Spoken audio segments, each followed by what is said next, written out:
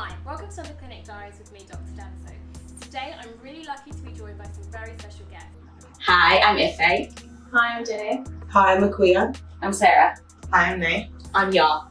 Hi, I'm Benny. Hi, I'm Tolu. Hi, I'm Felicia. Hi, I'm Jocelyn. I'm really glad that you guys came somewhat late, but I'm really appreciative that you're all here. So I wanted to just start off by talking about mental health. I know some of you got a chance to see the guys' ones. It was really, really good. They spoke really openly about the issues of mental health and particularly social media. There's a lot of pressure for women particularly to look a certain way, and we know that particularly cosmetic surgery as well, there's a lot of pressure and it's very accessible. I talked about that in one of my previous videos. So. Ife, you've got quite a following on Instagram. Do you feel somewhat pressured at times to look a certain way? Obviously you're fit, which is great, but do you feel pressured at times? Yes and no. So I think I come at it from a bit of a different place because my social media following just happened and it was more about fashion and romance, and increasingly people are really accepting of different body shapes, different skin tones, different ethnicities. And I look like a tramp 99% of the time and I'm so chilled about it. But in terms of what I post, I would never show how I look in normal life, wigless, makeupless, in my usual trampy outfits, because there is obviously that pressure on social media that, you know, to get the likes and to get the brand collaborations, you need to look a certain way. And I guess it's now become like the glossy magazines where the images that you see are photoshopped and they're perfect, and that's not how they look 90% of the time or more. So you are kind of putting out these images that set unrealistic expectations, because even you yourself don't look like that most of the time. So I do get it, and I do get the kind of knock-on effects of how, you know, it affects mental health, especially of young women. So I think increasingly people are trying to show different sides of them. So they'll be like, this is me posing for my Instagram versus reality. So this is me posing for my picture, breathing in, tensing, working my angles, and then this is me when I'm like just drinking and hunched over and my belly's loose. So I think there just needs to be more of that, so that you're not only bombarding people with these perfect images, and actually this is, as you say, this is the Instagram and this is the reality. Just a quick question on that. So I think I read some of the Instagram were going to take away their like features. What do you guys, you're like, what? What do you guys I think don't about think it that? would work. I didn't really understand why they would do it. But I think it defeats the purpose of the platform and what it has become, because Instagram, it first started off as a photo sharing app where you could like pictures, but it's become An advertising. it's become a business hub. Yeah. So if you take away the means people use to grow their businesses and Show get engagement, interest, show interest, you are basically taking away the foundation of what the app was built on. Yeah, people still like pictures, but it's more than that, because every social media platform starts as almost a simple idea, but it grows into this thing that's bigger than what it was created for. So say, for example, Twitter, everyone tweets their thoughts every minute of the day. We use it to live tweet and interact with the shows that you're watching, like Love Island. But Twitter is a way people get discovered. So I think for Juneteenth, Google didn't do one of their, whatever it's called, I can't remember, I should know. But they didn't do one, so someone created one for Google. Google saw it and they've now hired, they called the person in for an interview. So Twitter is bigger than you tweeting your thoughts. It's a way to get discovered. So you see people tweet things like, everyone please retweet this, my next client could be on your timeline. So if you now say, okay, you can't retweet and share posts on Twitter, you can only just read and scroll through, you are defeating the purpose, not defeating the purpose of why it was created, but you're taking away from its impact on the world almost. But mental health wise then. I wanted to ask you about, because you don't do any social media. You used to. I used to do any yeah. social media yeah. anymore. So I've been off for like, okay, I say much. I'm on Snapchat, but I hover and I literally read the news as in the sun all the day. But I went off social media mostly because I just felt like it was looking at it, that it's just a lot of pressure and seeing things that I didn't have, and maybe sometimes things that I wanted, and I'm just like, especially if I get back from work or something and I've had like a long day and I'm just seeing everyone's having fun and I'm like, I'm gonna go back tomorrow, and it just makes it difficult, and also sometimes just like makes you a bit paranoid, and I think it sets unrealistic expectations for people. So in terms of the likes and things, and businesses, and that's what Instagram's become. And even though people now are sort of promoting sort of body positivity and all of those things, I feel like it's a little bit too late, because the generation that's coming, wow. Yeah. Like, I mean, some of the kids that I see that I'm like, wow, I didn't do that. I didn't have that kind of pressure when I was 14. And the pressure that's on Instagram now is just a lot. You see celebrities on Instagram, like you can just access so much. And you can't blame them for how people use the internet. They're making money. I don't agree with them. I think it's too much. It's a saturation of this like ideal that most people can't achieve. But you can't blame them. It's the model, and I don't think even taking away likes will change that. We just need to address mental health more directly. There needs to be more of a presence in schools, and I also feel like, I don't know, that it's kind of like selling dreams that you don't even have. Like sometimes the way you post, like what you will post is not necessarily representative of what you do. Like I've seen things where people are like, oh my God, that post that I did there where I was like living my best life, after or before that I was crying my eyes out. And there's a lot of posts on Instagram that, like there's a classic meme I see a lot that's don't compare your behind the scenes to someone else's highlight reel. That's what Instagram is. Your highlight reel. A lot of it are creative moments look good. But I think a lot of it depends on what you follow. So I follow a lot more fitness stuff and exercise stuff. And while it is all about, looking good and look fit, a lot of messages are about you're not faking it, you're doing something to make yourself look well. You can do this. You can do something if you want to improve something, you can change your diet, you can get healthier. So it is a lot more self-empowering that, you can't, there's a person there that you're following and they've got amazing hair and body and clothes that you can't ever achieve. Whereas I feel a lot of the things I follow are a bit more about, this is how you can improve yourself if you want to do this. Or if you're happy with your body or you're happy with your body type, you follow someone who's got the same body type as you, or you follow someone with the same skin tone as you. So it's a little bit less, this is how you have to look. It is a bit more inclusive and a lot more, there's definitely a lot more body positivity posts because there's so many different body types, especially in fitness and health. You can't change that. You just have to adapt what you do in order to be your best self. I was going to say, I was probably what you said. I think we're being very specific about Instagram and social media, being very about what person looks like and what etc. But things that I like I love interior design and home and cooking and things. My social media is genuinely filled with rugs, carpet. Mine is like articles and like research. Genuinely, when I look at this, I actually get loads of ideas, stuff that I could do for my own house, stuff that I would like to do, stuff I would like to choose. I genuinely don't really feel any pressure about people's home, even though some of that are really nice. I genuinely get lots of inspiration about things I do. I think, wow, oh my God, definitely gonna put down my wall. Definitely get that kind of rug. But I wouldn't see that if I took social media. But that's to Akria's point where it's like about the way that you use it. It's not what the model is. And like I would just say that, you can tailor what you see, I think. But like for me, from a mental health perspective, when I moved to the UK a year ago and I went through definitely a lot of depression and I had a lot of adjustment issues, and I felt this pressure to portray my life as this everything is good. I felt pressure to put stories and be like, look at this cute bridge. And oh my God, this old building. And deep down that, I was like, I can't get out of bed today. And I wanted everyone to think that I was okay, that I'm living my best life. But that compulsion to be to portray my own life, and I knew it at the time that it was not genuine, and that I was I just need help. I need to talk to people. Yeah, definitely social media and lack of the younger generation and our generation, but the lack of face-to-face sort of contact, it allows people to hide a lot more. And that's people don't really know how to express themselves anymore. They only know how to portray what people want to see. So for people who are struggling, it's just so easy to hide. You'll never know. Do you think that there's enough medical help out there?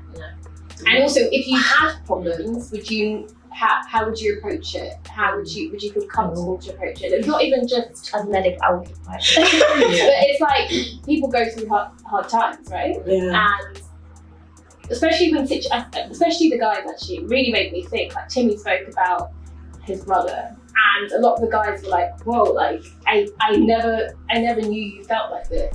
So it's like when something happens, that's when you're like, "Whoa, things are really bad." So there's actually no help. But I think the idea behind the Clinic Diaries, at least, is to try and give people a platform to express what they did, to give people ideas as well as to what they can do. I think that's what's interesting, is that people feel like something needs to happen for you to get help, right? But so many times nothing happens. And you feel terrible all the time. You can't change. You don't know what to do. You don't know who to speak to. Like, you know, nothing's happened. My parents haven't been divorced. What do you do? How do you explain that to someone? I feel awful all the time. But actually nothing happens. Which is why I think personally, everyone should have therapy. Everyone should have therapy. Everyone should. I mean, I'm going to be controversial, of course, and say I think a lot of these problems are a product of society.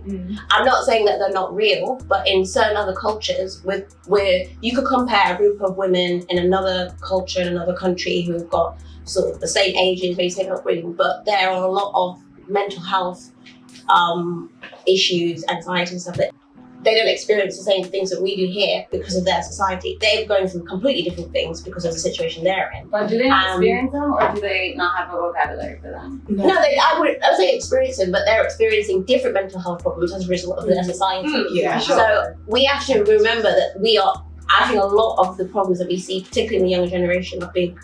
Social media is probably a massive contribution. They're a product of society. If we had different methods of media, or if we had a war in this country, we would be having different mental health problems. So it's a lot of it's managing your environment you're in and the reaction to your environment you're in. And I'm not really saying it's not real, you can't do anything about it, but I think when you take a step back and look at how your environment affects how you think so much and how everyone around you reacts to you, you can learn how to manage your anxiety or your sadness or your stress, because it's not going to go away. You could be somewhere else and you're going to have another thing happen to you. I just think people sensationalize it so much, like this is, you know, everyone is experiencing these things. A lot of it is really on a more minor level. I'm not talking about major clinical depression that's like schizophrenia. Is about managing your own mindfulness. It's a lot about mindfulness, managing your own reaction, your mental reaction, your physical reactions to things that are going on around you. Everyone does it differently. Everyone do it better than others. But it's happening to everyone all the time. But some people don't know how to do that. I know that when we're going through school, we're going through DCs, no one's ever said, there's going to be a point in life and you're going to be so terrible. You can't see a beginning, middle, or end. But no one's ever said that. No one's ever said how to do that. I do think there is more awareness now. Like 1 in 4 people in this country is going to suffer from a mental health issue. That's not a joke. That's not fake. That's real.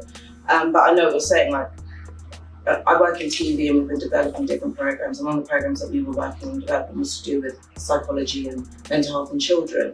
And I was talking to a psychologist, and it's kind of like what Felicia's saying. There's a difference between sadness and depression. Yes, understanding that it's okay to be sad, and then if you are or you do feel like you're in trouble, seeking that help and knowing where to find it. I think that's the problem. Like, people being educated on where to get that help, and then also that help being available to them, because you could be waiting at your GP for 10 months, and that's not the GP's problem. It's just the pressure. If there are 1 in 4 people suffering from mental health illness, how is everyone being seen?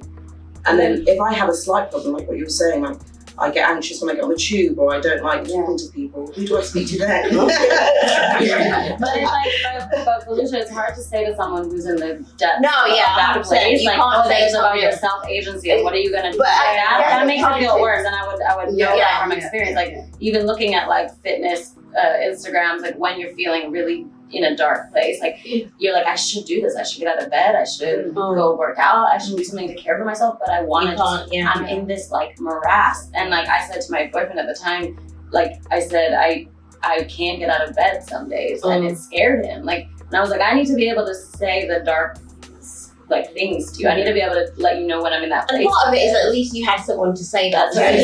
Although he was like. Shut it down. So definitely not taken away from this, but it's real. But definitely on the more minor, minimal levels. There's a difference between sadness and depression. There is a difference between stress and severe anxiety. A lot of people, everyone will go through these things, and people are not educated on how to be mindful. Be mindful of their mind, of their mind. And it is different for everyone. I don't think there's no hard and fast rule about how to address it, really. Just you were gonna say something. Past topic. I was actually going to say I'm into interior design as well. We can talk about it together. But sometimes it gives me anxiety because I'm thinking I want a walk-in closet. Yeah. And it's like, how am I going to get that? Yeah. Now that's my goal. Yeah. And it sounds really silly, but even though for you see the more like positive side of it. Someone else. Like, I don't follow shouldn't because I'm just like, why am I doing this? And I'm taking a picture of my friend, but sometimes I'm like,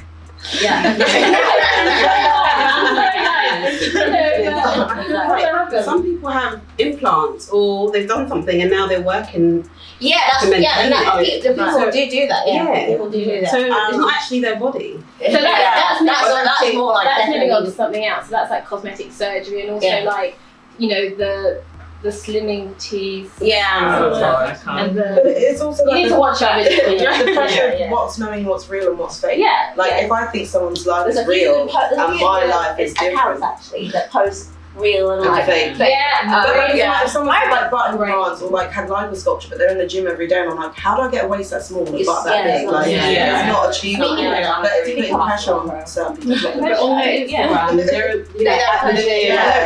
tell you that. And the thing is, I'm seeing these women, and they're young, in my clinic. Literally, they've spent at times, they've got loans out, student loans, various means to fund it.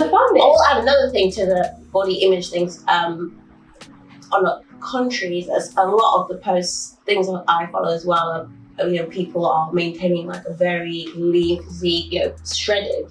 They will post about how that's actually mentally the lowest point in their life, actually having to try to sustain a body like that for a long period of time. It's not physically or mentally healthy. It's normal for your body to fluctuate, for you to be heavier, to be lighter, to have a bit more water on you, to be puffier, your period.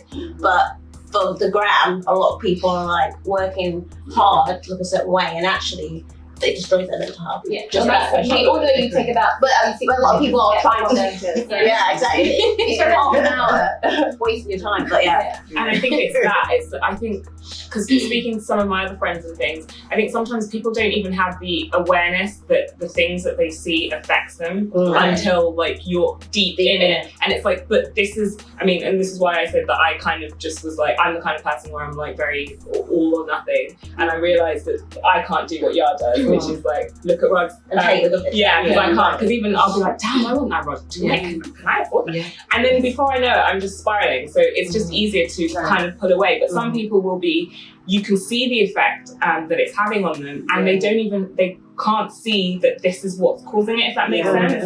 And then you continue to feed into sort of the psychology and everything, and then you don't realise that why you're behaving the way that you're behaving, and sometimes why you're in debt. No, definitely. I do understand that because at one point I used to follow the Kardashians on Instagram, but I actually don't like them.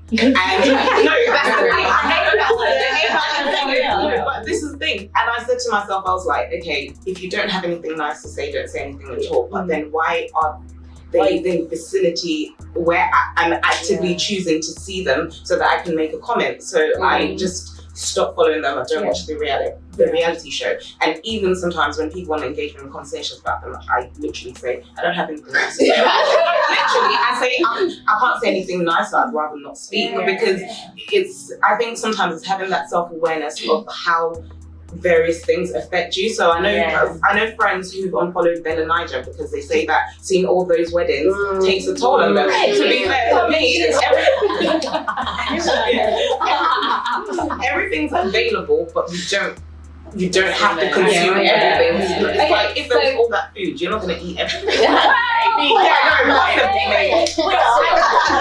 But to think of it from the point of view of the content creators, of the Bella Nigers, of the Instagram. We're going to do a 10-year anniversary coming up, right? You know this. producing content a lot of the time for brands, and people now are increasingly transparent about hashtag ad, hashtag sponsor, all that kind of stuff. So, question, I guess, is the responsibility and the onus not on the kind of content receiver to put the sensible kind of appropriate filter? She's getting paid by, you know, a fashion brand to produce content for them and to look like this. So she's obviously gonna, you know, have her makeup be dolled up to the nines, work her angles, and produce a great post. But it's advertising, so I think you should. There's some stats that, like, I don't know, it's like, compared to seeing an advert on TV or a magazine, women these days are like 100% more likely to buy a makeup product or a fashion product that they've seen on an influencer on Instagram than they are an ad. Yeah. So, because we live in a capitalist society, you're not going to stop that. It's going to happen. It's going to keep going out of control because that is now the biggest form of advertising. Social media is by far the biggest form of advertising, and we're going to keep seeing relatively normal people become really big advertisers. That's what they are. Although they look to you, they're influencers or, you know, whatever, Instagram girls and boys. I think it's a bit different because Instagram isn't my sole source of income. So I'm also a lawyer. I've also got a little property business, entrepreneur, whatever.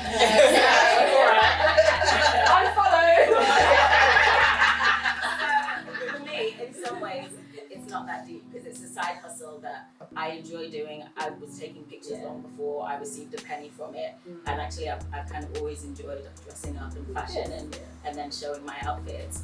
But for people that do it full time, then they would say it's a job for them, just like any other job. You know, if you're a model, then how you look is what pays your bills. So you're gonna fit into a certain body type. You're gonna, you know, work towards becoming a Victoria's Secret model.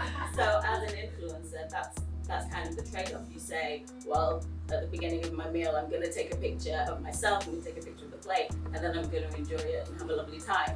I'm gonna get dressed up, either do shoot days or take a picture before I go somewhere, and then I'm gonna go somewhere and live my life. So I think when you see it more as a job, you know, when you're not doing it because you feel like you have to, because you feel like people, there's a pressure to, whereas actually, you know, you're enjoying it and you're getting something back, then it probably is a bit different.